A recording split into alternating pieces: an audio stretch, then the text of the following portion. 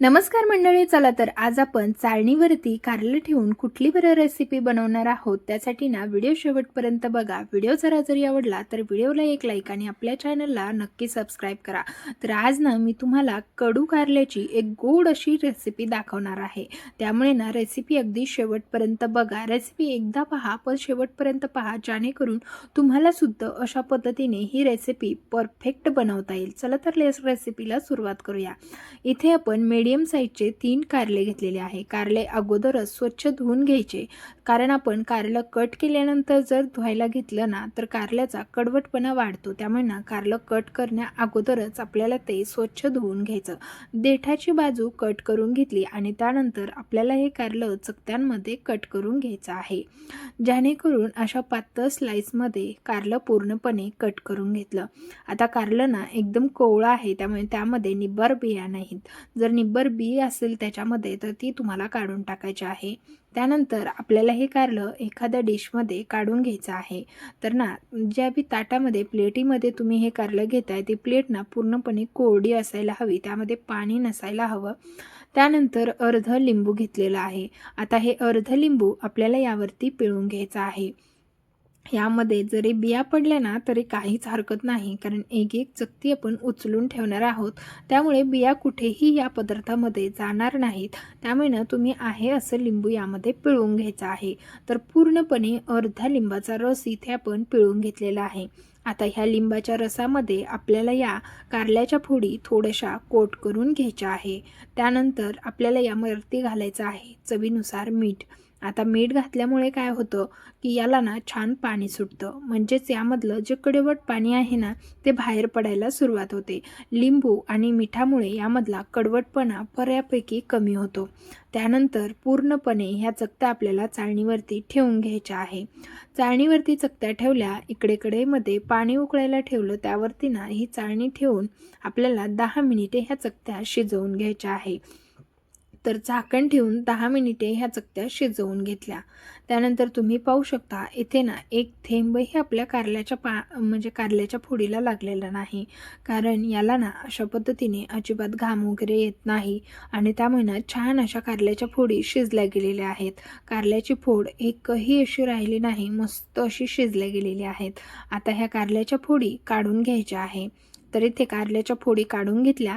त्यानंतर पॅनमध्ये 1 चमचा तेल घालून घ्यायचं। जास्त प्रमाणात तेल घालायची सुद्धा गरज नाही, अगदी अर्धा ते 1 चमचाच तेल घालायचं आणि त्यावरती या कट करून शिजवून घेतलेल्या कारल्याच्या चकत्या भाजून घ्यायच्या। तर अशा पद्धतीने ह्या कारल्याच्या चकत्या ज्या आहेत ना त्या भाजून घेऊया। तुम्ही ज्या प्रकारे व्हिडिओमध्ये पाहत आहात ना हे सर्व प्रोसेस तुम्हाला फॉलो करायची आहे, जेणेकरून तुमचा हा पदार्थ एकदम छान होईल, तसंच न खाणारे सुद्धा आवडीने खातील। कारल्याच्या चकत्या भाजून झाल्या की लगेचच इकडे मसाला भाजून घेऊया। तुमच्याकडे जर वेळ कमी असेल ना तर दोन्हीकडे तुम्ही ही प्रोसेस करू शकता, एकीकडे मसाला भाजून घेतला तरी देखील चालेल। आता ना मीडियम साईजचे 5 कांदे असे थोडेसे फोडून घेतले, म्हणजे आतपर्यंत भाजल्या जातील। तसंच मीडियम साईजचा खोबऱ्याचा तुकडा घेतला, तो देखील यावरती भाजून घ्यायचा। 1 टॅमॅटो, तो देखील आपल्याला मस्त असा भाजून घ्यायचा आहे। हे सर्व वाटण आपण छान भाजून घेऊया। कांदा आतपर्यंत भाजेल अशा पद्धतीने तो आपल्याला भाजून घ्यायचा आहे। टॅमॅटो सुद्धा सगळीकडून फिरून एकसारखा भाजून घ्यायचा। सगळं भाजून झालं की गॅस बंद करून आपल्याला हे वाटण थंड करून घ्यायचं आहे। त्यानंतर आपल्याला इथे काही ड्राय जिन्नस भाजून घ्यायच्या, दालचिनी, धने, लसूण, आलं आणि चणा डाळ। आता चणा डाळच्या ऐवजी ना तुम्ही फुटाण्याची डाळ देखील वापरू शकता। त्यानंतर आपल्याला इथे कढई ठेवायची आहे। कढईमध्ये ह्या सर्व ड्राय गोष्टी भाजून घ्यायच्या। त्यासाठी ना थोडंसं तेल घालायचं, जेणेकरून हे व्यवस्थित असं भाजलं जाईल। आता ना हे सतत हलवत आपल्याला छान भाजून घ्यायचं। शिवाय आपल्या डाळीचा कलर जो आहे ना तो असं म्हणजे तांबूस रंगावरती डाळ भाजल्या गेली पाहिजे। त्याचमध्ये भाजून घेतलेलं खोबरं घालून घेतलं, सगळं भाजून झालं। कांदे कुस्करून घेतले, टॅमॅटो चिरून घेतला, मसाला भाजलेला यामध्ये ॲड केला। आता सुरुवातीला पाणी न घालताच आपल्याला हे वाटण वाटून घ्यायचं, नंतर न पाणी घालून देखील वाटण वाटायचं आहे। सुरुवातीला ना जेवढं होईल तेवढं बारीक करून घ्यायचं आणि त्यानंतर आवश्यकतेनुसार पाणी घालून हे वाटण तयार करून घ्यायचं, कारण मी तुम्हाला फक्त इथे टाकतानाच दाखवणार आहे, बाकी पाणी वगैरे अंदाजानेच घालायचं. थोडीशी कोथिंबीर यावरती काड्यासकट घालून हे वाटण आता तयार करून घेतलं. तर इथे पाहू शकता वाटण आपलं तयार झालेलं आहे आणि मस्त स्मूथ असं वाटलं गेलेलं आहे. वाटण वाटत असताना ते अजिबात जाड ठेवायचं नाही, एकदम मस्त आणि स्मूथ वाटून घ्यायचं आहे. पुन्हा एकदा कढई ठेवली, कढईमध्ये तेल घालायचं. तयार वाटण आपल्याला या तेलामध्ये घालून घ्यायचं आहे, जेणेकरून हे वाटण छान परतल्या जाईल. तसंच आपण यामध्ये घातलेलं आलं आणि लसूण, जेव्हा आपण आलं लसूण सेपरेट पेस्ट करतो तेव्हा परतवून घेतो, पण इथे तुम्हाला सेपरेट काहीच करायची गरज नाही. जे वाटण आहे तेच अगदी 5 मिनिटे आपल्याला तेलावरती परतवून घ्यायचं आहे. तुम्ही पाहू शकता वाटण घालून अगदी 2 मिनिटामध्ये छान असं तेल पूर्णपणे त्यामध्ये ऑब्झर्व होतं. आता जोपर्यंत आपलं वाटण तेल सोडत नाही तोपर्यंत यामध्ये आपल्याला मसाले ॲड करायचे नाही. त्यामुळे याला छानसं तेल सुटेपर्यंत परतवून घेतलं. त्यानंतर पाव चमचा हळद घालायची, अर्धा चमचा गरम मसाला, तसंच अर्धा चमचा घरगुती मसाला घालायचा आणि कांदा लसूण मसाला अर्धा चमचा घालून घ्यायचा. आता हे सगळे मसाले यामध्ये मिक्स करून घेऊया. अशा पद्धतीने आपल्याला हे सर्व मसाले मिक्स करून घ्यायचे. थोड्या वेळासाठी अशा पद्धतीने परतवून घेतलं की छान असा ह्या मसाल्याला सुद्धा एक चव येते. त्यामुळे अशा पद्धतीने हा मसाला आपण परतवून घेऊया.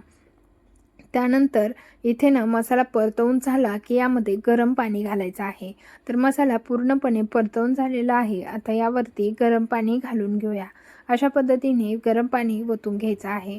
तसंच लागल्यास थोडंसं तुम्ही थंड पाण्याचा देखील वापर करू शकता. त्यानंतर आपण यामध्ये आवश्यकतेनुसार थंड पाणी घालूया आणि ही भाजी शिजवून घ्यायची आहे. तसंच आता ह्या भाजीला उकळी येऊ द्यायची आहे.